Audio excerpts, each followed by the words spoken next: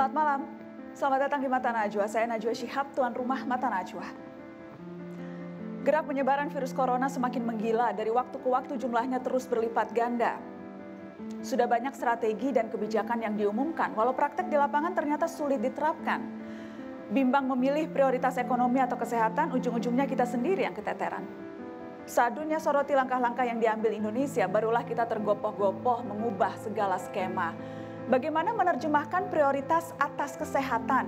Aspek apa sajakah yang harus lebih utama didahulukan? Inilah Mata Najwa. Siap-siap rem darurat.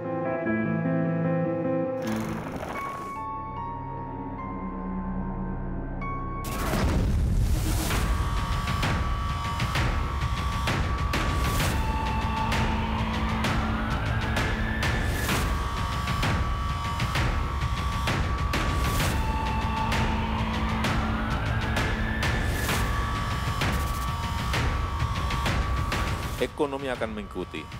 Sekali lagi, kalau penanganan COVID baik, kalau kesehatan baik, ekonominya akan juga membaik.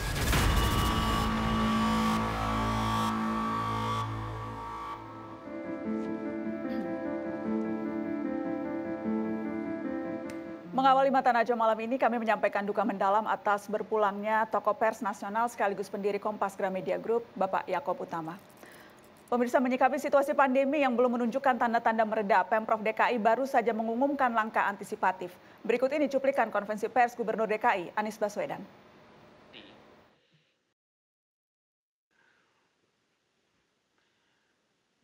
Dari 3 data ini, angka kematian, keterpakaian tempat tidur isolasi, keterpakaian ICU khusus COVID, menunjukkan bahwa situasi wabah di Jakarta ada dalam kondisi darurat.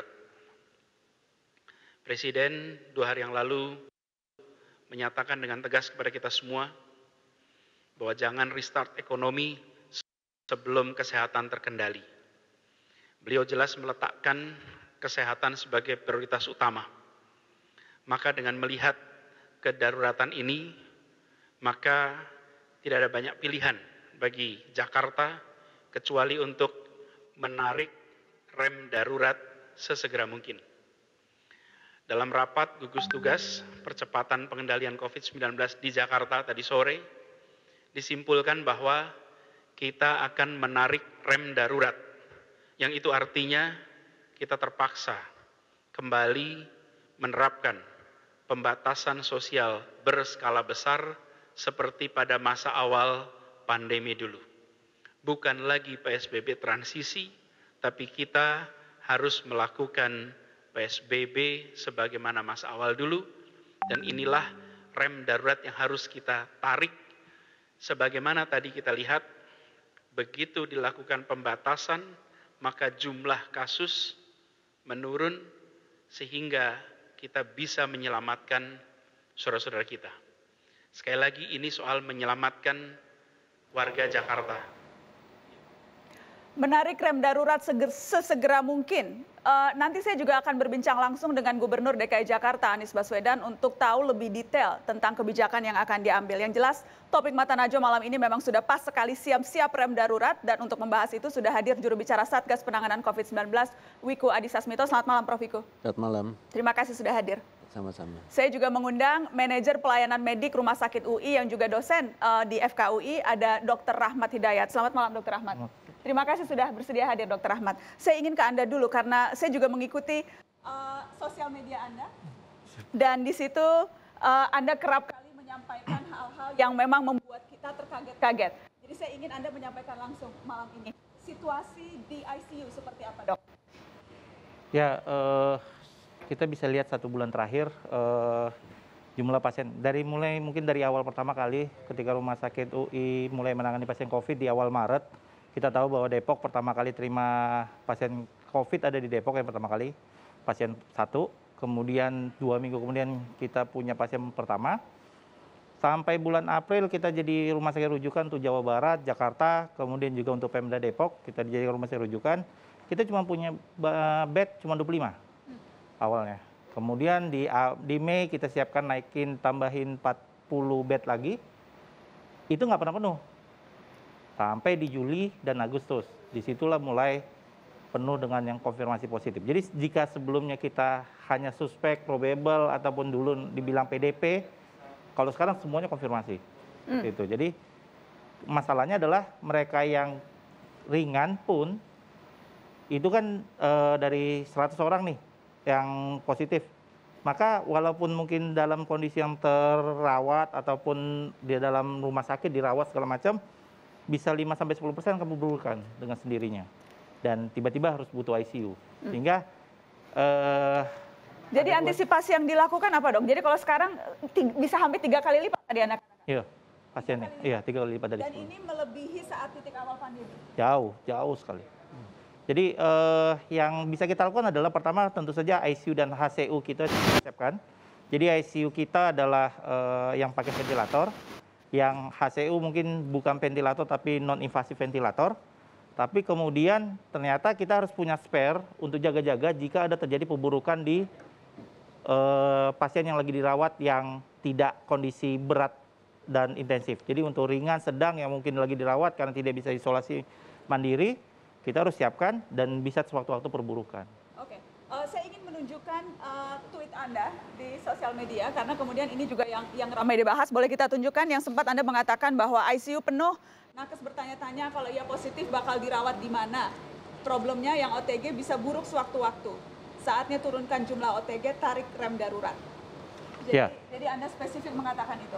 Ya, problemnya adalah ketika rumah sakit penuh, yang nakes ini kan selalu terkontak nih, walaupun mungkin dalam kita bisa bilang kita pakai baju APD lengkap, tapi kan tidak semua nakes ada di dalam posisi yang berhubungan dengan pasien dengan APD level 3. Ada juga yang APD level 1, APD level 2, yang ketemu OTG segala macam, atau bahkan ketemu teman sesama nakesnya. Itu yang sering terjadi. Jadi teman nakesnya mungkin OTG positif, kita tidak pernah tahu dia positif sampai di swab rutin. Dia akan menyebarkan ke teman-temannya sekitar, dan ketika positif, maka mereka yang, misalnya saya lagi rawat pasien COVID, saya akan bertanya-tanya, kalau saya yang COVID, masih ada tempat nggak untuk saya? Itu PR kita. Jadi kalau kayak RSUI, kita punya ada lantai 3 ICU, full 13 bed sekarang, ada lantai 13 dan 14, 42 bed, dan kita harus siapkan satu lagi lantai 10, itu khusus untuk nakes gitu. Kalau ada apa-apa, problemnya kalau nakes yang positif, siapa yang akan merawat dia? Karena nakesnya kan berkurang dengan sendirinya, pasien tidak berkurang. Itu PR kita sebenarnya. Oke, dan itu menjadi concern banyak sekali orang, Prof. Niku. Ini concern yang juga diamati oleh Satgas karena bukan hanya di Jakarta, tetapi juga di beberapa daerah mengalami hal yang sama. Ya, jadi peningkatan jumlah pasien ini cukup tinggi di beberapa daerah dan beberapa rumah sakit. Keterpakaian ICU-nya sudah sangat tinggi. Meskipun ada beberapa rumah sakit lain di daerah tersebut masih agak rendah. Disitulah letaknya harusnya kita melakukan redistribusi pasien berdasarkan kondisinya. Tetapi memang juga memindahkan pasien juga salah satu masalah lain lagi. Tidak mudah juga kita memindahkan pasien untuk itu. Kita akan tunjukkan ada data yang kami peroleh yang menunjukkan bagaimana tingkat okupansi rumah sakit yang ada di seluruh Indonesia, yang memang kita lihat misalnya datanya di Bali itu yang paling tinggi, itu sampai 98%, dan teman-teman bisa lihat bagaimana di DKI dan sampai kemudian itu total di Indonesia 49%, tapi memang kita lihat ada daerah-daerah yang jauh lebih tinggi. Dan ini artinya Dr. Ahmad kalau misalnya bilang masih tersisa 70% itu bukan artinya dokternya bisa 100% mengobati begitu ya. Jadi 17% itu ya artinya bahwa kalau misalnya semua pasien dalam ventilator, kita nggak bisa nampung sesuai kapasitas total. Jadi misalnya ada 100 bed, kita nggak bakal bisa pegang 100 bed karena ya 100 bed itu mungkin cuma 90. Kenapa? Karena mungkin ada sisanya dan nakes yang di rumah sakit itu juga yang positif gitu. Itu problem kita. Jadi otomatis akan mengurangi nakes dan mengurangi okupansi bed yang bisa disiapkan. Bisa gambarkan ke kami sehari-hari jadi betapa hektiknya ruang ICU sekarang? Ya, kalau ICU kita terus terang di dalam kita cuma boleh 4 jam. Jadi perawat, dokter, segala macam cuma boleh maksimal 4 jam. Jadi selalu harus tukar keluar segala macam. Jadi shiftnya mungkin tetap 6 jam atau sampai 8 jam. tapi dia maksimal di dalam cuma 4 jam, tapi ya gara-gara itu kita shift yang biasanya orang di saat pagi, siang, malam, dan libur, kita terpaksa menambah jadi 6 shift. Karena dia 6 jam, kemudian pagi, siang, malam, kemudian atau tambah di tengahnya itu, dan kemudian harus libur 2 hari berturut-turut. Itu untuk ngurangin. Jadi kalau misalnya ditanya hektik, iya semuanya terkendali. Kenapa? Karena kalau kami tidak boleh menampung melebihi kapasitas. Karena begitu kami menampung melebihi kapasitas, yang Sudah akan pasti korban tidak bisa adalah dihadap. nakes. Yang pasti akan korban nakes kalau lebih dari kapasitas. Oke, baik, kita akan kembali setelah pariwara, tetap di Mata Najwa. Siap-siap rem darurat, kami bahas sesaat lagi.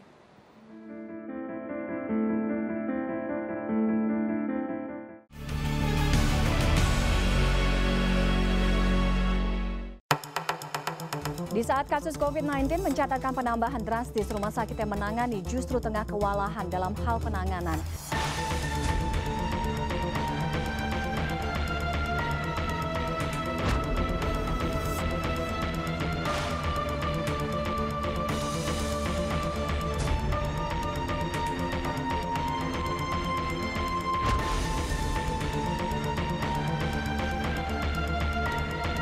Kami mengambil kesimpulan, sekalipun masih ada penyebaran COVID di wilayah DKI Jakarta, namun penyebaran atau situasi di Jakarta cukup terkendali.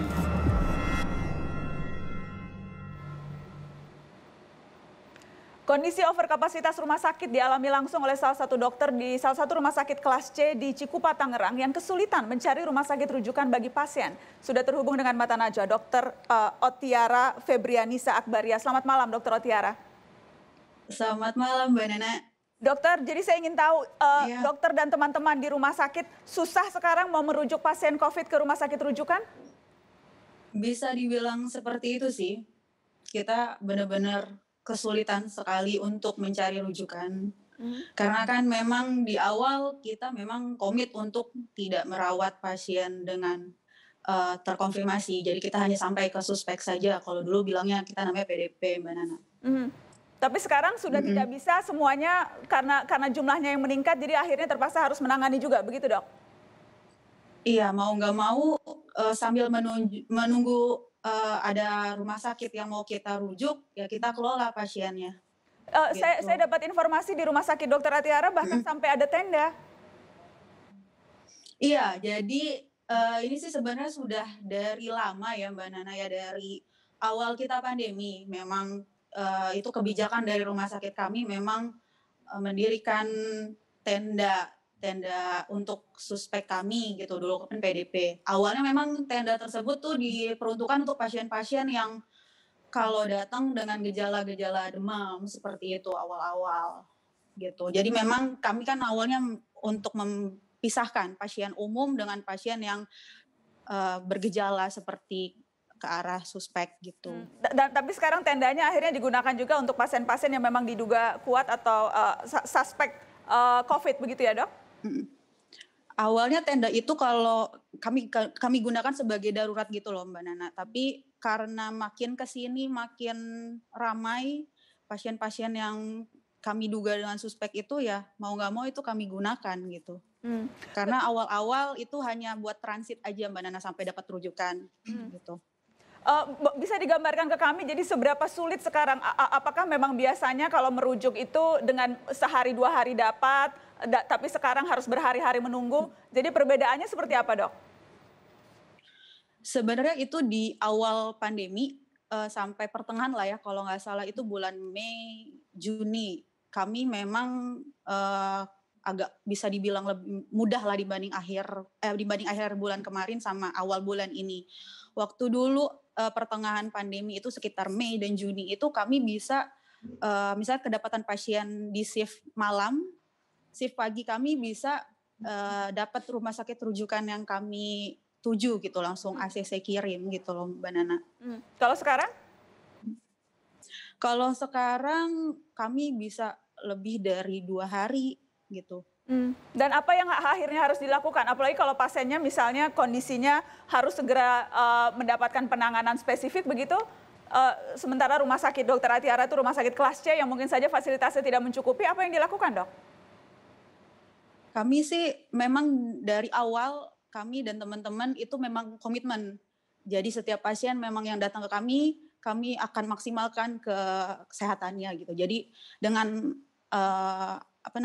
peralatan kami yang benar-benar ya tidak memadai lah ya untuk pasien-pasien suspek seperti itu, kami maksimalkan apapun yang kami punya, kami maksimalkan benar-benar semaksimal mungkin gitu. Pernah ada kasus atau ada situasi yang kondisi pasien kritis yang kemudian harus penanganannya akhirnya jumpalitan, boleh diceritakan ke kami, Dok?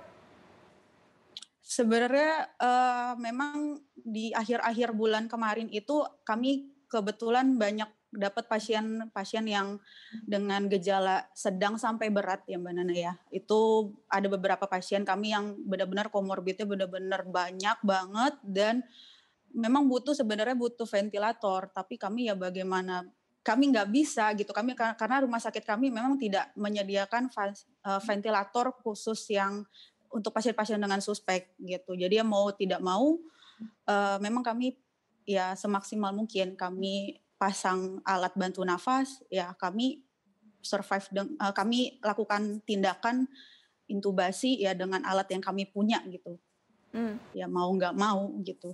Jadi apapun dilakukan untuk menyelamatkan nyawa pasien begitu ya Dok, walaupun kondisinya betul-betul sulit.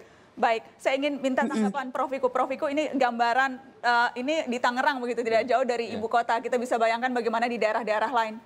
Bagaimana Prof Wiku? Ya, jadi memang di Jabodetabek ini kan penduduknya banyak sekali dan ternyata memang yang di DKI ini pasiennya ternyata sekitar 30% berasal dari Bodetabek. Dan itu juga menjadi beban untuk DKI juga. Jadi sebenarnya beberapa daerah lainnya juga sudah ketersediaan tempat tidurnya khusus untuk ICU dan isolasi juga terbatas. Tetapi yang paling alarm itu adalah di DKI ini. Karena adanya daerah penyangga yang juga semuanya memerlukan fasilitas di DKI karena mereka juga bekerja di DKI juga gitu. Nah, kondisi ini yang harus kita kendalikan segera. Apa yang bisa dilakukan oleh rumah sakit swasta seperti yang tempat prakteknya Dr. Atiara yang kita berbincang malam ini, yang kemudian susah untuk merujuk sementara fasilitas di rumah sakitnya terbatas, apa yang bisa dilakukan, Prof? Ya, jadi sebenarnya dengan pasien-pasien yang dengan sedang dan ringan itu sebenarnya bisa dipindahkan ke rumah sakit Wisma Atlet sehingga lebih kosong, sehingga nanti rujukan dari tempat lain bisa masuk untuk yang berat, untuk masuk ke situ. Karena ini memang perlu redistribusi dari rumah sakit yang ada. Dan itu adalah manajemen di rumah sakitnya. Tapi kita harus rem di bagian depannya, yaitu masyarakatnya harus betul-betul berperilaku protokol kesehatan yang bagus supaya nggak sampai ke sana. Rumah sakit nggak akan mampu untuk menangani sekian banyak orang kalau sakit di daerah Jabodetabek. Dan itu pun sudah kita lihat sekarang, rumah sakit banyak yang tidak mampu. Apakah memang seperti di rumah sakit yang Anda kelola, Dr. Ahmad, apakah memang akhirnya sekarang terpaksa rujukan pasien dari rumah sakit kecil lainnya itu memang tidak bisa tertampung? Tiap malam kami terima 30-50 rujukan. Dan yang kami bisa terima mungkin cuma 3 atau sampai 5 maksimal. Hanya 3? Ya karena memang tidak ada tempat untuk itu. Kita mungkin punya ICU bisa kita kembangkan sampai 30 ventilator karena kita punya alatnya. Tapi kita nggak punya tenaganya. Itu masalah kita. Jadi maksudnya menyiapkan tenaga yang bisa dipegang ventilator, menyiapkan tenaga yang di ICU, khusus ICU segala macam itu kan nggak murah dan nggak gampang, nggak waktunya sebentar. Jadi kalau kita mau ekspansi besar-besaran ya nggak bisa dalam waktu 1-2 bulan. Itu mustahil. Dan Dr. Atiara, Anda mendengar berarti ya apapun kondisinya akan sulit sekarang untuk Anda dan teman-teman di rumah sakit yang saat ini praktek, Dok. Karena tadi contohnya di rumah sakit UI saja setiap malam mendapatkan minta rujukan 30 yang bisa masuk cuma 3, Dok. Apa yang sudah diantisipasi oleh Anda dan teman-teman di rumah sakit ini? Kalau dari rumah sakit kami sih ya mau nggak mau ya Mbak Nana ya. Karena memang kan pasien datang ke kami kan ya kami kelola, kami masukin. Tapi ya keterbatasan di ruangan kami aja karena ya jujur ruangan kami itu awalnya kan awal-awal banget tidak punya isolasi. Maksud di sini tidak punya isolasi itu hanya isolasi yang kalau dulu tuh untuk pasien-pasien dengan ulcus decubitus atau dengan TB gitu. Tapi sekarang kami sih dari manajemen kami sih membuka bangsal khusus yang darurat gitu. Tapi kita namakan itu bangsal isolasi. Tapi ya isolasi tersebut pun penuh gitu.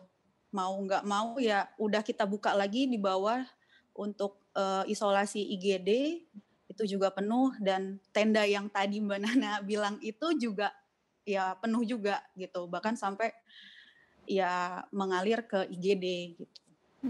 Saya tidak Itu bisa aja membayangkan paling. betapa berat perjuangan Dokter Otiara dan teman-teman. Terima kasih sudah berbagi dengan Mata Najwa. Selamat berjuang, Dok. Iya, terima kasih Mbak Nana. Kami akan kembali, siap-siap rem darurat akan kami bahas setelah pariwara. Tetap di sini.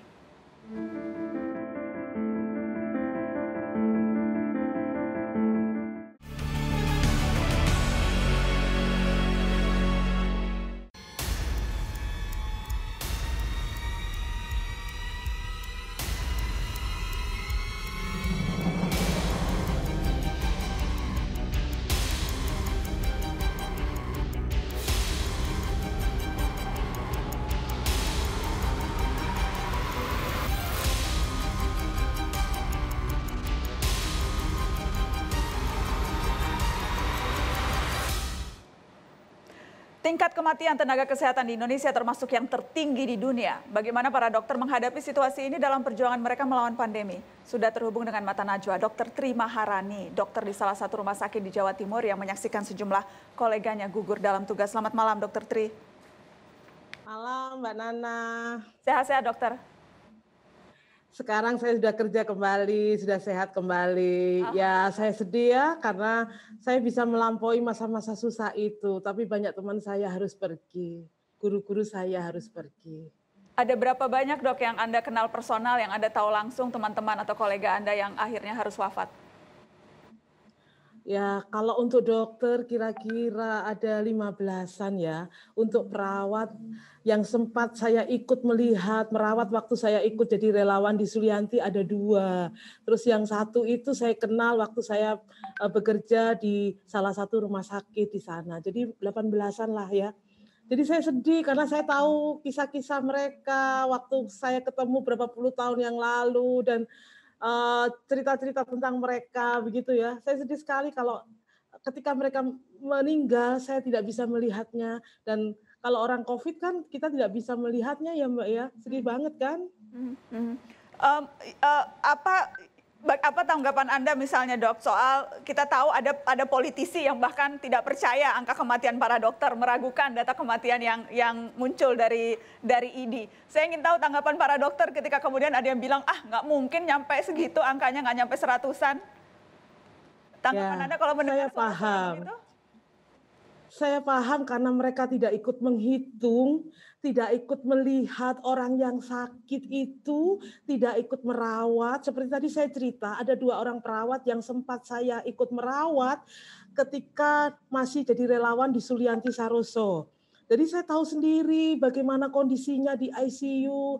Bahkan salah satu perawat itu saya geledek sendiri untuk pindah ICU dari ICU lama Sulianti ke ICU baru Sulianti.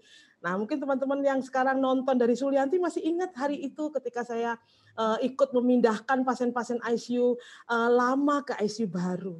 Jadi mungkin kalau ada yang berpendapat begitu, saya kira dia tidak ikut menghitung. Sedangkan saya dari awal ini sejak Januari sudah melakukan banyak hal sebagai preventif promotif, kemudian jadi relawan, sampai saya sendiri menjadi salah satu pasien COVID dan akhirnya menjadi survivor COVID-19 ini, Mbak. Jadi kalau memang tidak percaya, monggo kita hitung sama-sama. Mari kita kerja sama-sama di rumah sakit itu dan berjuang di sana. Pasti akan tahu bahwa kami tidak bohong. Dan untuk apa juga kami bohong? Karena ini nyawa. Kalau nyawa itu hitungannya lain ya. Tadi dengarkan teman-teman dari RSUI, saya sudah puluhan tahun berjuang untuk gigitan ular. Apalagi untuk COVID-19 ini ya, yang sifatnya sangat cepat merenggut nyawa dan sifatnya pandemi. Dokter Tri, saya dengar bahkan pada saat positif pun Anda dapat komentar publik yang mempertanyakan kok dokter bisa kena. Ada komentar-komentar seperti itu, Dok?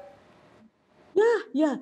Nah, itulah yang membuat akhirnya saya bangkit dan kemudian menjadi survival COVID. Karena saya tahu yang dihadapi orang sakit COVID itu, Mbak Nana, ternyata bukan hanya virus si COVID-19 saja, tapi stigma dari orang-orang sekitar, ketidaktahuan masyarakat, dan banyak berita-berita yang tidak benar yang akhirnya menjadi sebuah masalah untuk penyembuhan si pasien itu sendiri. Ada yang bilang waktu itu, bagaimana seorang dokter, saya seorang spesialis emergensi ya, bagaimana seorang dokter spesialis emergensi bisa kena COVID? Nah, saya jawab begini, karena saya bekerja di UGD setiap hari, bahkan 24 jam kalau ada konsulan saya harus datang, itu artinya risiko saya untuk terpapar virus ini sangat besar, lebih besar daripada semua orang lain ataupun nakes yang lain yang tidak berhadapan langsung di barikade terdepan, yaitu di unit gawat darurat seperti saya. Tetapi tidak semua orang paham kan, karena mereka juga tidak paham unit gawat darurat itu kayak bagaimana kalau tidak bekerja di sana.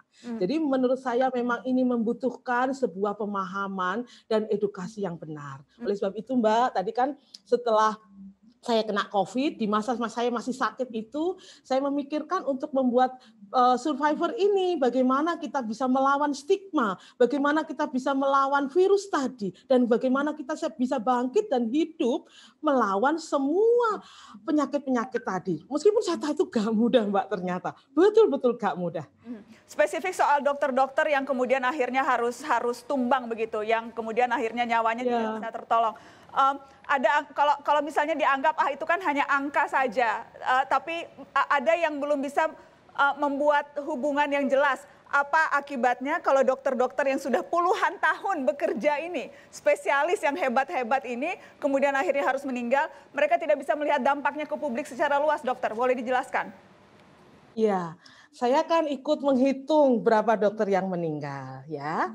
Itu sebagian besar orang-orang hebat, ada yang profesor, ada yang dokter spesialis, ada yang dokter umum, dan setiap mereka mempunyai hal-hal unik dan khusus. Mereka ini sebuah nyawa dan seorang manusia yang mempunyai sebuah kemampuan khusus. Anggap aja satu dokter di Indonesia itu melayani 1.000 pasien. Kalau 100 lebih dari dokter itu meninggal, berarti tinggal ngali aja Mbak, 1.000 kali 100 berapa? Berarti berapa orang yang tidak akan terlayani? Apalagi kalau dokter itu zaman saya dulu, satu kecamatan tuh satu dokter, karena puskesmas kan di kecamatan tuh ya. Jadi anggap aja berapa orang yang ada di kecamatan itu. Kalau di kecamatan itu ada 20.000 orang, berarti dia kehilangan satu dokter. Dokter yang meninggal ini semua itu aset negara loh Mbak. Indonesia itu asetnya bukan hanya emas, minyak, bukan. Asetnya adalah sumber daya manusia, yaitu kami para dokter juga aset negara ini. Mereka mempunyai ilmu-ilmu yang susah dicari juga. Mereka mencarinya dalam jangka waktu yang lama. Butuh pengorbanan, butuh uang, butuh segala macam hal, waktu, dan juga ketekunan yang luar biasa. Saya ngomong gini karena saya sekolah seperti ini juga hampir 30 tahun Mbak mencari ilmu untuk nolongi orang-orang yang sakit itu. Artinya ketika satu orang saja meninggal, maka bangsa kita ini sudah kehilangan aset negaranya, Mbak. Bangsa kita ini sudah kehilangan sumber daya manusia yang hebat. Apalagi ini sudah lebih dari 100. Ini bukan sekedar angka, tetapi ini adalah aset negara kita yang hilang. Mungkin kalau itu digomongkan hanya sebuah nama, kita tidak berpikir itu sesuatu yang penting. Tapi kita ketika sudah ngomong itu aset negara, apalagi ini orang-orang istimewa dengan keistimewaan khusus. Saya ngomong saja guru saya, salah satu yang meninggal adalah Prof. Mulyo Hadi Ali dari Universitas Brawijaya Malang ya. Dia adalah ahli farmakologi toksikologi, Mbak. Untuk mencari orang seperti dia butuh waktu minimal 30-50 tahun. Baru ada lagi Prof. Mulyo Hadi Ali. Nah itu belum lagi yang lain, ada Prof. Iwan, ada segala macam ya. Saya kira untuk mencari orang-orang seperti itu kita butuh ratusan tahun. Kita rugi banyak ini Mbak. Jadi saya sendiri ngalami sakit ini Mbak ya. Jadi saya tahu sendiri betapa perjuangan ini sangat tidak mudah. Dan kita akan kehilangan banyak hal kalau membiarkan tenaga kesehatan, baik itu dokter, perawat, bidan, dokter gigi, atau nakes yang lain itu meninggal begitu saja karena COVID ini. Karena hal-hal yang sebetulnya bisa kita cegah, kita bisa preventif, promotif, bahkan mungkin kita bisa melakukan banyak hal untuk membuat para nakes ini tidak mati. Karena perjuangan menjadi nakes ini agak beda dengan orang-orang yang bekerja bukan sebagai tenaga kesehatan. Kami bekerja untuk dokter itu di bawah sumpah, Mbak. Mungkin tidak banyak profesi yang bekerja di bawah sumpah. Itu artinya kami mendedikasikan hidup kami ini kepada kemanusiaan dan kepada Tuhan. Nah, itu artinya gak main-main, Mbak, kami bekerja itu. Bukan hanya untuk uang, untuk jabatan, bukan. Ya. Tapi untuk nyawa orang lain dan pertanggungjawaban kami kepada Tuhan. Baik. Nah, itu saya rasakan sendiri, Mbak. Kayak gitu loh, Mbak Nana.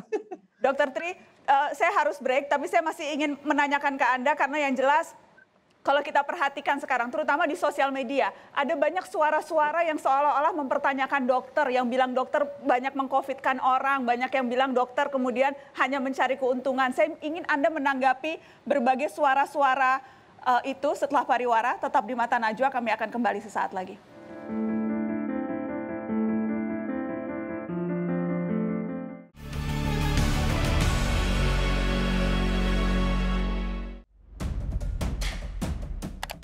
Pertama terkait dengan sebuah pernyataan bahwa mereka sendiri yang cari kesibukan sampai lelah dan jadi sakit akhirnya meninggal.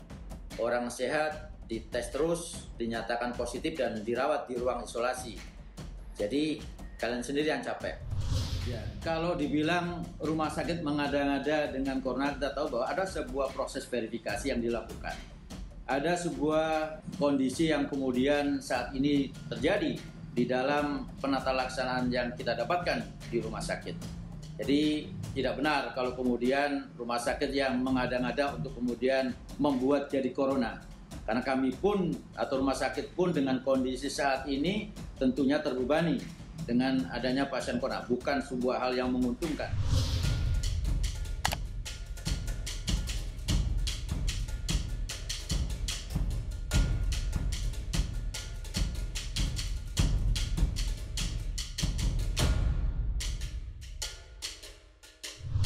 Pandemi yang telah berlangsung selama 6 bulan ini amat sangat melelahkan.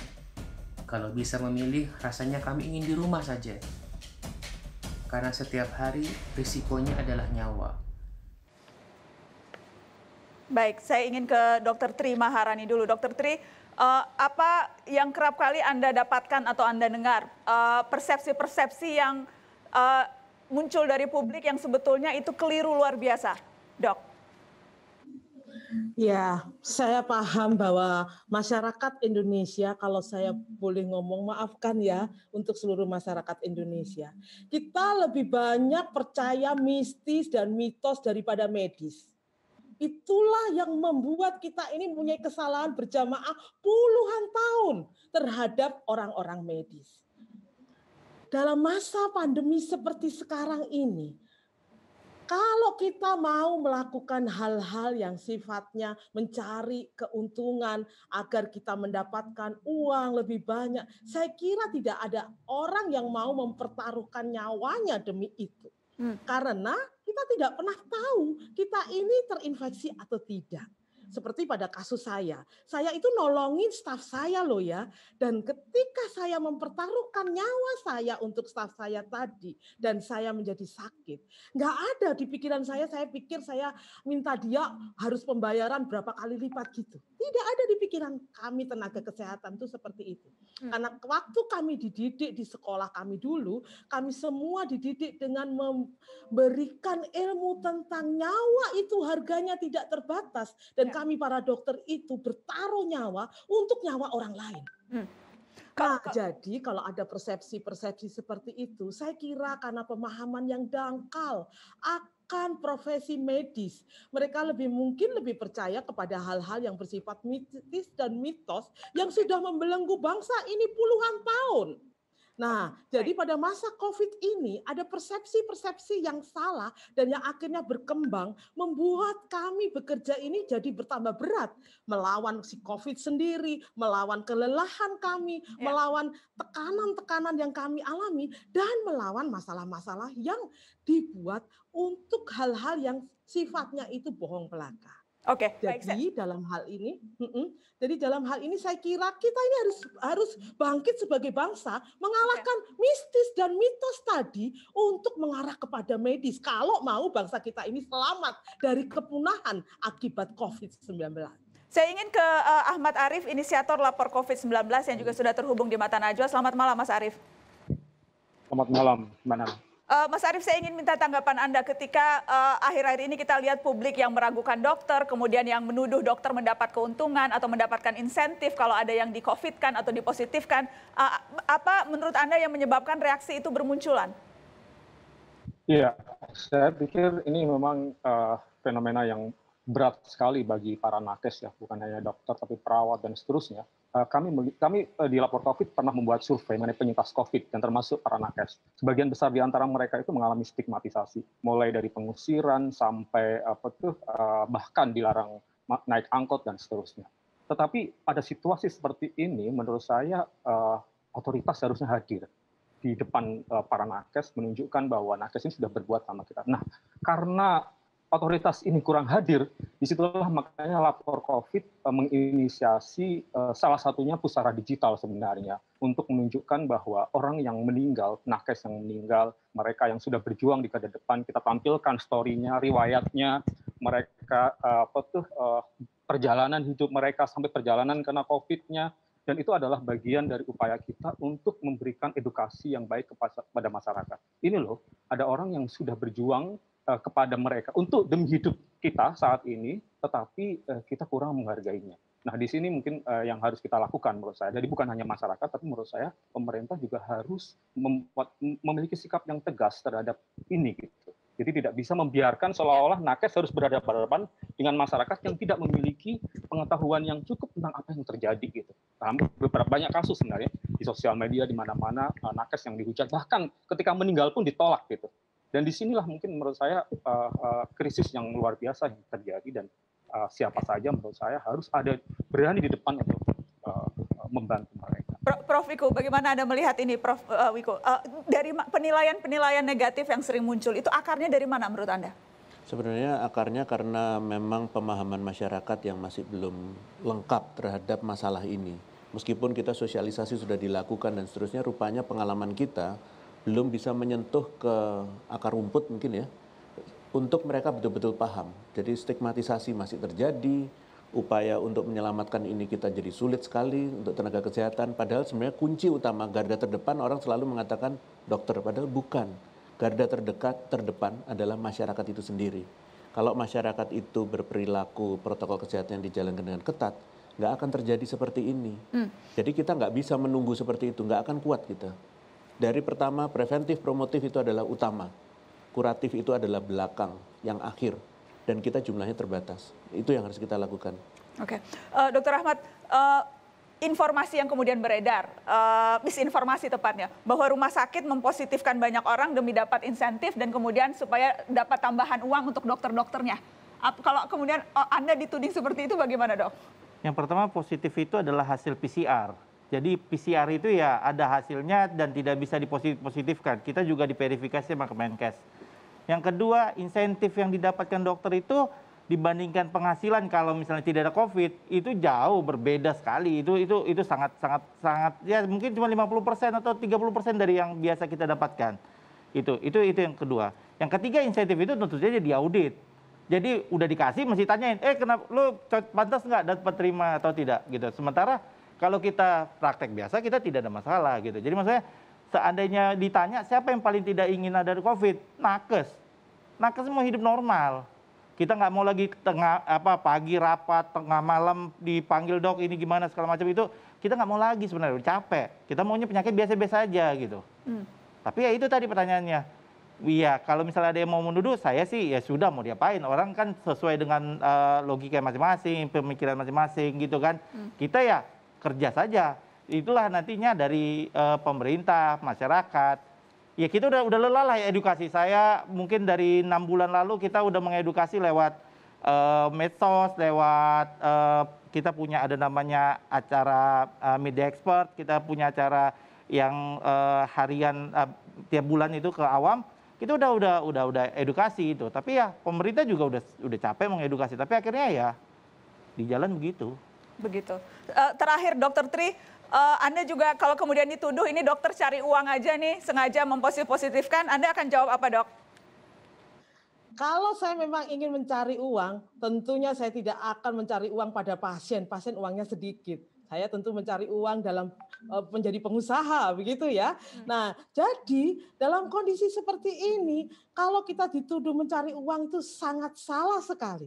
Kalau kami memang mau mencari uang, tentunya tidak di bidang kedokteran ini. Karena di bidang kedokteran ini, kami hanya memberikan hati nurani kami untuk menolong nyawa itu, Mbak. Jadi mungkin dokter, itu ada Dokter Ahmad yang tahu sendiri pekerjaan saya waktu di gigitan ular, bagaimana saya datang ke RSUI, menolongi pasien-pasien itu tanpa dibayar sepeser pun.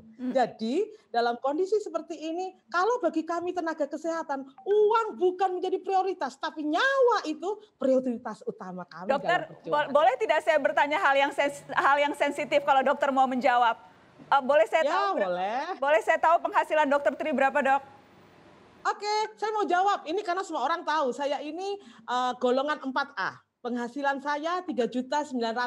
Saya seorang spesialis sekolah S3 dan saya seorang ahli toksinologi. 3.900.000 gak cukup loh Mbak sebetulnya. Tapi saya bisa membelikan antivenom gratis. Saya bisa menolong banyak orang lain. Saya bisa membuat gerakan survival dengan uang saya sendiri, ngirim care pack dan sebagainya. Karena masalahnya bukan di uang itu, tapi di hati kita ini. Bagaimana kita mau peduli pada orang lain. Kalau kita peduli dengan orang lain, maka sebenarnya masalah COVID ini akan selesai. Karena tidak ada egoisme di sana, tidak ada yang menginginkan kepentingan di sana, tapi semuanya pada satu fokus, yaitu nyawa manusia. Maafkan saya harus ngomong ini, karena itulah yang saya perjuangkan 6 bulan ini, Mbak. Sampai nyawa saya sendiri pun menjadi taruhannya. Saya jadi penyintas COVID ya, saya kemarin sempat menderita COVID juga. Terima kasih banyak Dokter Tri Maharani atas penuturan Anda untuk kami. Selamat berjuang, semoga sehat terus Dok. Salam untuk teman-teman di Kediri. Semoga berguna, ya semoga berguna. Tetap di Mata Najwa, setelah ini saya akan berbincang dengan Gubernur DKI Jakarta Anies Baswedan yang akan segera menarik rem darurat di Jakarta karena kondisinya yang semakin mengkhawatirkan. Tetap di sini.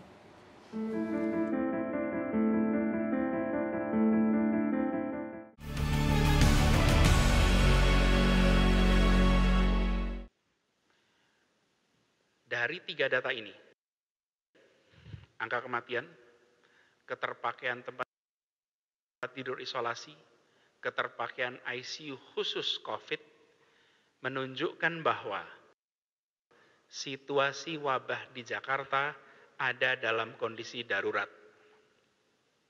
Presiden 2 hari yang lalu menyatakan dengan tegas kepada kita semua bahwa jangan restart ekonomi sebelum kesehatan terkendali. Beliau jelas meletakkan kesehatan sebagai prioritas utama. Maka dengan melihat kedaruratan ini, maka tidak ada banyak pilihan bagi Jakarta kecuali untuk menarik rem darurat sesegera mungkin. Siap-siap rem darurat, itu topik Mata Najwa malam ini. Dan akhirnya Jakarta kembali menarik rem darurat untuk mengambil langkah mengatasi COVID yang terjadi. Saya sudah terhubung dengan Gubernur DKI Jakarta, Mas Anies Baswedan. Selamat malam, Mas Anies. Selamat malam, Nana. Rem darurat akhirnya ditarik oleh Pemprov DKI. Dari berbagai hal, argumen utama kenapa kemudian harus menarik lagi itu apa, Mas? Jadi kita menyaksikan angka kasus aktif dalam sebulan terakhir ini sempat turun tapi kemudian meningkat dengan cukup tajam. Jadi 2 minggu terakhir ini angkanya meningkat cukup tajam. Kasus aktif itu artinya orang yang terpapar sudah dirawat atau dalam isolasi. Jumlahnya hari ini di Jakarta ada 11.245 orang. Nah, kasus aktif seperti ini itu mereka kira-kira secara umum dari pengalaman kita selama 6 bulan ini, 50% tanpa gejala, 35% bergejala ringan, 15% gejala sedang atau berat. Nah, yang 15% gejala sedang atau berat, mereka ini yang membutuhkan pelayanan perawatan. Nah, dari data yang kita miliki, semenjak pertengahan Agustus atau Agustus awal, terus sampai dengan September awal, trennya itu meningkat terus. Steady, jadi pelan tapi terus-menerus meningkat. Dan karena kita memiliki data selama 6 bulan, amat rapi, kita bisa melakukan proyeksi tingkat pertumbuhannya. Dengan situasi seperti ini, maka kapasitas tempat tidur kita, saat ini kita ada 4.053 tempat tidur isolasi. Bila kita tidak melakukan pengereman, maka pada tanggal 17 September, 4.053 tempat tidur itu akan penuh. Lalu kita dalam proses sekarang meningkatkan, Nana. Jadi banyak rumah sakit swasta kita tarik, padahal ini sudah 67 rumah sakit. Dari 190 rumah sakit di Jakarta, 67 menjadi rumah sakit rujukan. Nah, kita dalam proses penambahan ini terus, ada penambahan 20%, jadi menjadi 4.807. Itu akan tercapai kira-kira 6 Oktober. Nah, ini pun kasusnya akan naik terus. Jadi pada awal Oktober nanti akan penuh lagi. Itu baru tempat tidur, belum kamar ICU. Kita ICU ada 528 ICU saat ini. Dan dalam proses penambahan belum dokternya ya, Pak Gubernur. 636. Iya. Karena tadi saya berbincang dengan sejumlah dokter dan juga ada Dokter Rahmat dari UI di sini. Jadi kalaupun misalnya ada tempat tidurnya, belum tentu ada dokternya yang bisa menangani. Jadi ini persis. Itu alasan utama. Jadi Mas Anies saya tambahkan, dokter pun kita merekrut tambahan. Ada 1.074 tenaga medis tambahan. Jadi argumen utamanya karena jumlah kasusnya bertambah terus, kapasitas rumah sakit, kemampuan jumlah tenaga medis tidak memadai. Bila didiamkan, maka akan chaos. Oke, dan tadi Anda katakan ketersediaan ICU hanya cukup untuk seminggu ke depan kalau tidak rem darurat sekarang, begitu ya Pak Gubernur? Betul. Oke, saya mau masuk spesifik. Rem daruratnya ini akan seberapa kencang nih? Ngeremnya akan seberapa jauh Pak Gubernur? Apa saja yang akan dibatasi kembali? Ya, jadi malam ini kita umumkan supaya perkantoran bersiap. Karena perkantoran mulai tanggal 14 besok harus dilakukan dari rumah. Kita sampaikan malam hari ini supaya Kamis dan Jumat besok bisa berkemas, bisa bersiap untuk bekerja kembali dari rumah. Seperti ketika kita melakukan pertama kali, tanggal 16 Maret, dan kemudian juga ketika kita menerapkan PSBB mulai 10 April. Jadi ini kita kembali kepada mode kemarin. Jadi malam ini disampaikan supaya bersiap, kita ada waktu untuk persiapan, terutama kantor-kantor. Bagaimanapun juga kegiatan perkantoran boleh jalan tapi dilakukan dari rumah. Jadi work from home dalam artian sesungguhnya. Jadi itu. Nah, detailnya kita nanti akan sampaikan karena ini bukan barang baru. Ini kita kembali seperti kemarin. Jadi kita punya pengalaman di Jakarta untuk menjalankan ini secara ketat. Dan kita juga nanti akan bekerja bersama untuk pendisiplinan bersama dengan Polri dan TNI untuk memastikan bahwa 11 sektor yang diizinkan untuk beroperasi itu beroperasi dengan 50% dan dengan pengawasan yang ketat. Jadi kita tidak ingin peristiwa ketat kemudian tidak mengantarkan kita pada penurunan jumlah kasus, hanya landai lalu kembali lagi seperti situasi sekarang. Pak Gubernur, jadi itu yang pertama, perkantoran semuanya kembali bekerja dari rumah. Kalau transportasi bagaimana Pak Gubernur? Dan kemudian transportasi umum akan berkurang jumlahnya, dan berkurang jumlah itu jumlah kendaraannya dan juga intensitasnya. Jadi per bis atau per gerbong akan dikurangi, kemudian jumlah kendaraan umumnya juga dikurangi. Lalu ganjil genap ditiadakan, tapi ini bukan berarti kemudian bebas bepergian, tetap dianjurkan berada di rumah. Lalu kegiatan restoran, warung, rumah makan dibolehkan, tetapi hanya untuk take away, tidak dimakan di lokasi. Jadi boleh untuk delivery atau diambil. Lalu rumah ibadah rumah ibadah yang sifatnya untuk komunitas di komunitas lokal itu diizinkan tetap berjalan, tetapi rumah ibadah yang sifatnya raya di mana jamaahnya datang dari berbagai wilayah itu tidak diizinkan untuk buka. Jadi yang diizinkan buka adalah rumah ibadah lokal setempat yang jamaahnya dari kampung yang sama. Nah, ini diizinkan di kampung-kampung yang tidak memiliki kasus COVID. Kita punya RW-RW yang ada kasus COVID. Di tempat RW-RW yang ada kasus COVID, maka dianjurkan tetap beribadat di rumah. Jadi itu beberapa contoh modifikasi. Kemudian tempat-tempat umum seperti Ancol, kemudian Ragunan, Monas, dan tempat-tempat umum lainnya itu pusat berbelanja juga ditutup. Termasuk pusat berbelanja, ya, Mas Anies? Kemudian juga untuk Car Free Day, hari bebas kendaraan bermotor, memang selama ini belum ada, tetap tidak ditiadakan, adanya untuk sepeda. Itu juga semua akan ditutup. Oke, Mas Anies, saya harus break, tapi setelah ini saya masih akan kembali untuk bertanya hal-hal soal rem darurat ini, karena ada beberapa hal yang tadi mungkin perlu penjelasan lebih jauh. Setelah pariwara, tetap di sini, kami akan kembali sesaat lagi.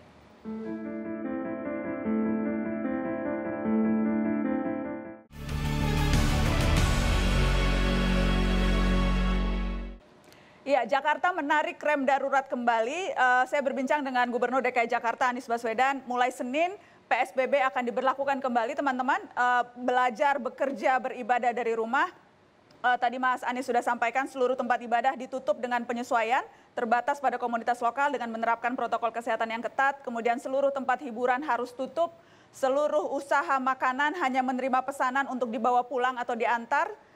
Seluruh kegiatan publik dan kegiatan kemasyarakatan harus ditunda, tidak boleh ada kerumunan sama sekali di lingkungan publik, dan transportasi publik kembali dibatasi dengan ketat, dan juga jam operasionalnya dibatasi, ganjil genap untuk sementara ditiadakan. Itu tadi poin-poin yang Anda sampaikan. Apalagi yang perlu diketahui oleh publik, Mas Anies, untuk hari Senin ini?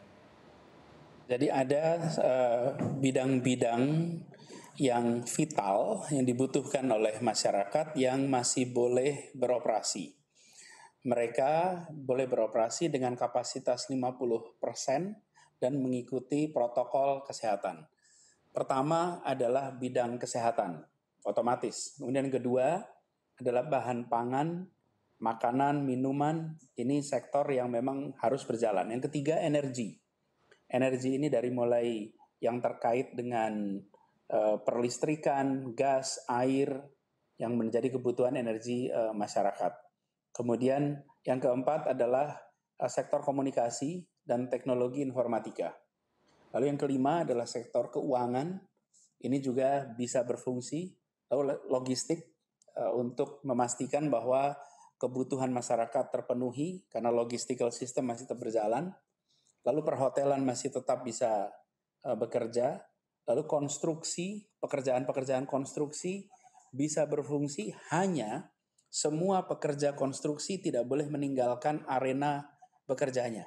Jadi mereka tetap hanya berada di dalam kawasan konstruksi.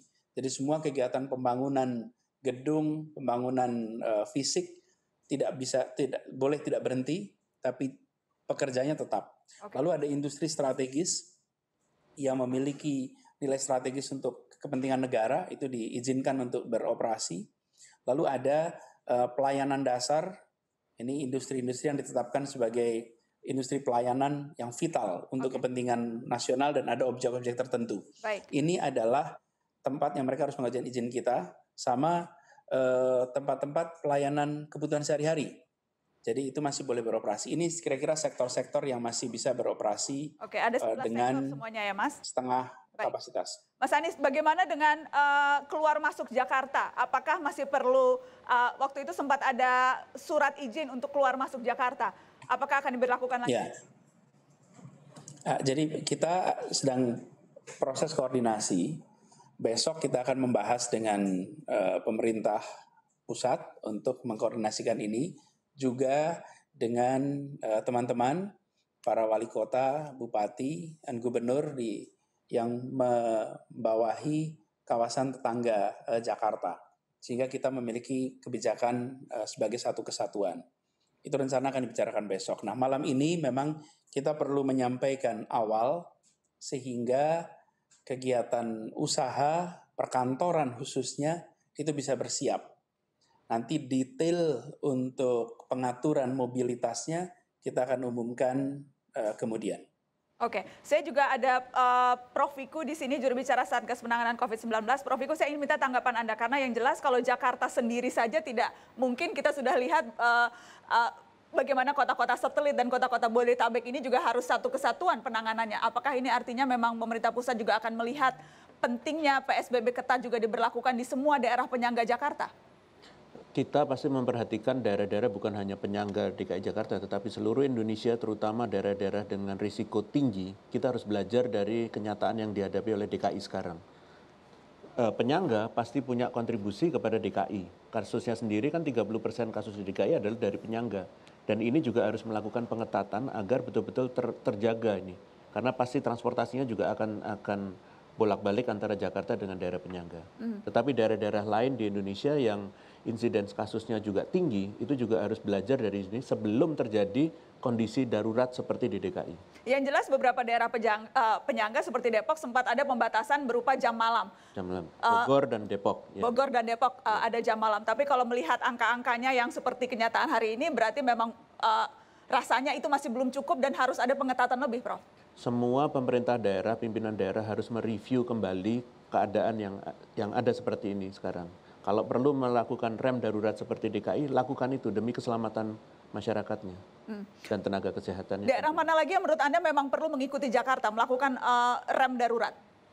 Ada beberapa provinsi dan kota yang harus mereview keadaannya. Saya ingin sampaikan 5 provinsi dengan insiden kasus tertinggi. Pertama DKI Jakarta, yang kedua adalah Kalimantan Selatan, yang ketiga adalah Gorontalo, yang keempat adalah Sulawesi Utara, dan yang kelima adalah Bali. Ini adalah provinsi dengan insiden kasusnya tinggi. Sedangkan ada 10 kota dengan jumlah kasus terbanyak, dan ini juga harus menjadi perhatian, adalah kota Surabaya, seluruhnya kota di Jakarta, kota Semarang, kota Makassar, Sidoarjo, dan Medan. Seluruh kota-kota ini yang kondisinya kritis ini harus betul-betul waspada. Jangan sampai kejadian kita perlu melakukan rem darurat. Jangan sampai kejadian atau malah sudah harus dilakukan rem darurat. Karena kalau dilihat Jawa Timur misalnya tingkat kematiannya paling tinggi, kemudian tesnya juga masih sedikit dibanding dengan yang lain begitu. Salah satu indikator yang bisa dilihat itu adalah dilihatnya per minggu. DKI Jakarta, kota-kotanya selama 4 minggu terutama di bulan Agustus, itu semuanya merah terus. Artinya tidak berubah. Disitulah letaknya memang betul sekarang diambil kebijakan oleh gubernur untuk rem darurat. Untuk daerah-daerah lain, ini kan sebenarnya caranya adalah kita lihat zonasi itu pentingnya di situ. Kalau kita sudah melihat seminggu warna merah, besoknya minggu kemudian merah lagi, ini saatnya dia alert. Kalau minggu ketiganya nggak bisa, di situ letaknya harus direm.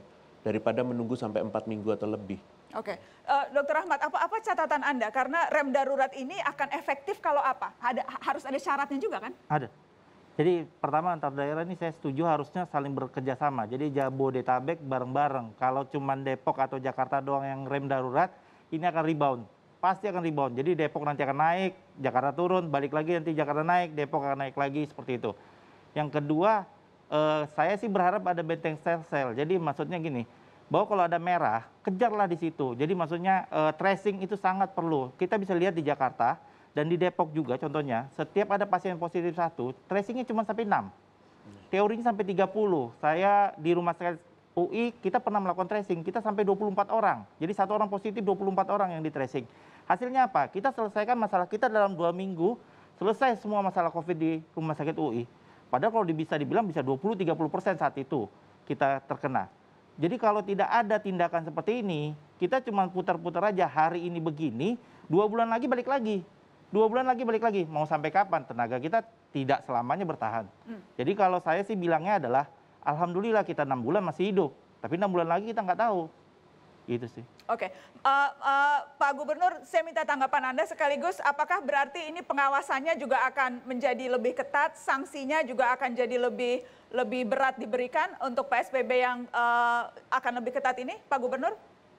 Ya, kita sudah mengalami PSBB 2 kali, PSBB yang ketat kemudian transisi. Nah sekarang kita tarik rem nih.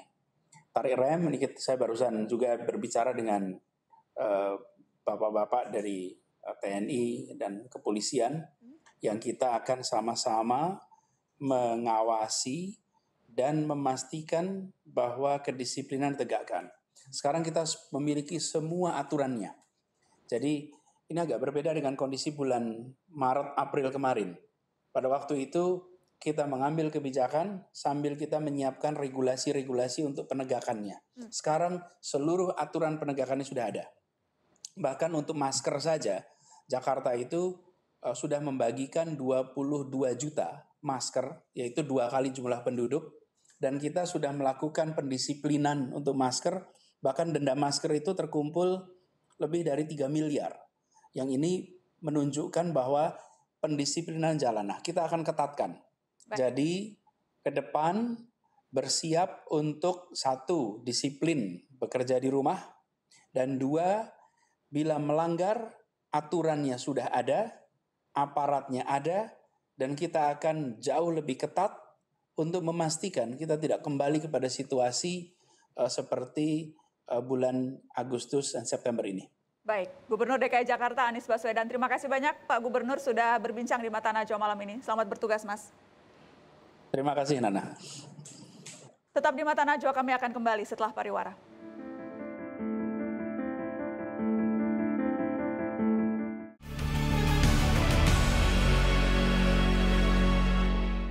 Saya akan langsung ke Ahmad Arief, inisiator lapor COVID. Saya ingin minta tanggapan Anda, Mas Arief. Jakarta kembali menarik rem darurat. Daerah mana lagi yang menurut Anda juga perlu melakukan hal yang sama?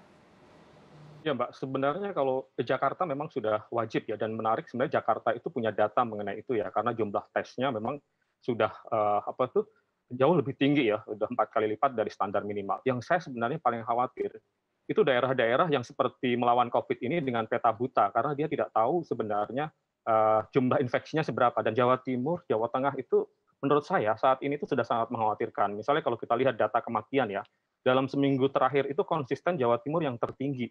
Hari ini aja misalnya yang tertinggi juga Jawa Timur ya, tetapi jumlah tesnya itu sangat kecil sekali, belum memenuhi standar minimal WHO. Jadi kalau saya bilang minimal daerah-daerah satu Jawa ini minimal sudah harus benar-benar melakukan pembatasan dengan ketat gitu. Kalau Jakarta dibilang memang kasus tinggi gitu, tapi mereka memang melakukan tes dengan baik sehingga bisa melihat bahwa memang ada peningkatan. Tapi daerah-daerah lain yang kasusnya tinggi, kematiannya tinggi, tetapi tidak memiliki jumlah tes yang memadai. Ya ibaratnya tadi kita seperti diam-diam menghadapi penyakit, petanya buta, tidak tahu apa yang ada di sekitar kita yang sebenarnya jauh lebih berbahaya misalnya, dan ini membahayakan sekali. Minimal Jawa menurut saya.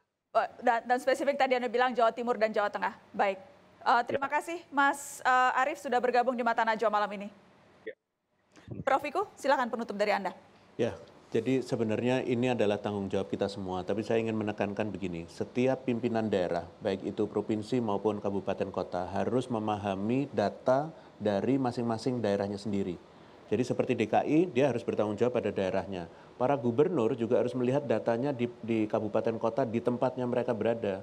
Begitu juga kabupaten kota bupatinya dan wali kotanya. Bagaimana dengan yang tadi datanya bahkan tidak lengkap, tidak ada karena hasil tesnya masih jauh dari syarat minimum? Yang disebut data itu bukan hanya data jumlah kasusnya, tapi berapa banyak dia sudah melakukan testing dan tracing, itu yang harus dikejar untuk sesuai dengan standar.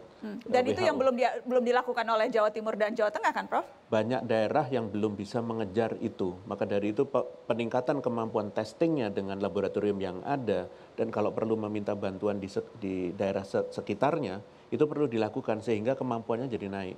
Yang kedua adalah tracing.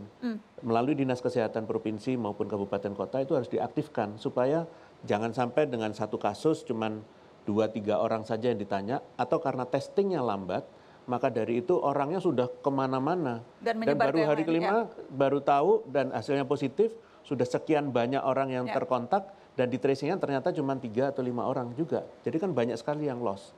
Itu yang nggak boleh terjadi. Maka dari itu semua harus kerjasama untuk melakukan testing dan tracing, sehingga nanti treatmentnya itu bisa terkendali. Kalau kita nggak mengendalikan ini, kita nggak tahu sebenarnya kapan nanti jumlahnya ke sana, jumlahnya banyak, dan nggak mampu menanganinya. Oke. Dokter Ahmad, ada yang ingin Anda sampaikan selaku dokter? Silakan. Ya, sebagai nakes tentu saja bahwa kita saat ini lagi fase-fasenya paranoid. Kita cemas sekali, ansietas juga, itu yang pertama. Yang kedua, kita sebenarnya bingung berharapnya. Kita adalah garis belakang. Dokter, tenaga kesehatan semua adalah garis belakang. Jadi kami berharap adalah dari masyarakat, dari pemerintah, jelas satu arah gitu. Jadi maksudnya jangan sampai overload seperti ini. Tadi yang saya bilang tadi bahwa kalau misalnya bisa pakai benteng sel-sel, kepung satu daerah merah, selesaikan beresin daerah situ, maju lagi. Jadi bukan cuma soal tes. Tapi ya tadi itu Prof. Wiku udah jelasin soal tracing, tapi juga kita beresin nih di satu dinding ini gitu. Kalau misalnya sudah beres di satu titik, kita bisa pindah lagi dan bersih gitu. Dan kalau saya setuju sama Mas Arief, Jawa adalah tempat merah semua gitu. Jadi selesaikan di Jawa, Indonesia bisa selesai. Kalau tidak, nggak akan pernah selesai. Baik.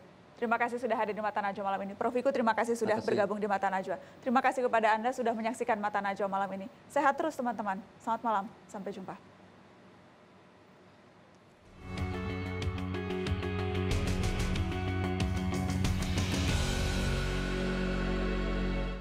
Seluruh negara di dunia diuji oleh pandemi. Rapuh kuatnya bangsa tampak jelas hari-hari ini. Ada yang bisa bersatu padu menghadapi corona, ada malah yang makin terbelah sedemikian rupa. Ego sektoral terbukti semakin memperberat langkah, koordinasi semakin sulit karena kita terbelah. Tidak cukup 1-2 wilayah yang optimal bekerja, tetangga yang kedodoran bisa memicu kenaikan angka. Tak ada pilihan selain kompak dari hilir hingga hulu, mutlak bersekutu menyelamatkan nyawa lebih dulu. Seluruh level kepemimpinan harus bisa bersikap lugas, jangan ada lagi kebimbangan menyusun skala prioritas. Selama pandemi gagal ditangani dengan baik, jangan harapkan ekonomi bisa merayap naik. Selagi bisa, setiap jiwa harus diselamatkan. Tak ada ekonomi yang tumbuh mekar di atas nisan. Dengarlah nyanyi sunyiku, bait risauku, rindu terpendamku, menyala dalam hayatku, duka padamu, duka padaku, saling lebu menghalau awan mendung, kemanusiaan itu seperti terang pagi, rekahkan harapan, menepis kabut gelap.